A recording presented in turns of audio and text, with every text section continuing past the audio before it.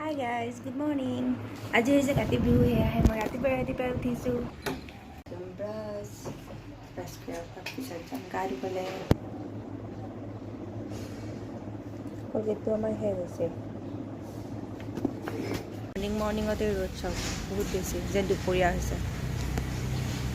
Kilometre চাওক ইয়াৰ 20 kilometre লাগিছে। এয়া তুলসীৰ ফুল তুলিবলৈ কাৰণে।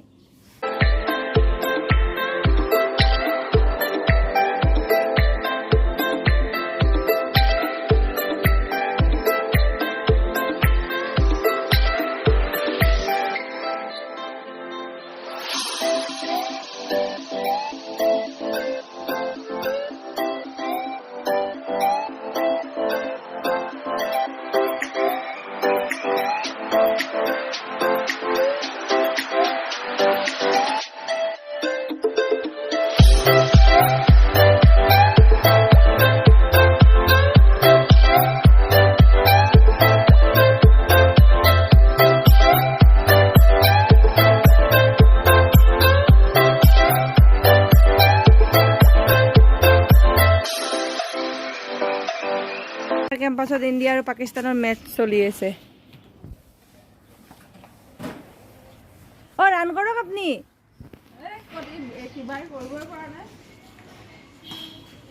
যাব ওলাইছোঁ ডিউটিলৈ। 12টা বজাৰ পৰা মোৰ ডিউটি আছে।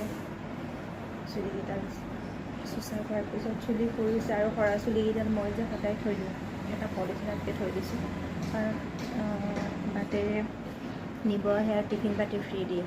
চুলি দিয়াৰ পিছত টিফিন পাতি পাম, সেইকাৰণে থৈ দিছোঁ। এইটো পলিথিনৰ ভিতৰত মই সদায় অকণমান চুলি থৈ দিওঁ আৰু এইখিনি বেছি হোৱাৰ পিছতে মই টিফিন পাতি পাম। যোৱাকালি মই দুৰ্গা পূজা বুলি বহুত ধুনীয়া এটা গিফ্ট পাইছিলোঁ, তো আপোনালোককো সেই গিফ্টটো দেখাই দিওঁ। এইটো চাওক, এইটো বক্স ইমান ধুনীয়া ন বক্সটোৰ ভিতৰতে আছে দুৰ্গা মা আছে আৰু দুৰ্গা মাৰ ভৰিখন। কিমান ধুনীয়া হয়নে? বহুত ধুনীয়া হয়।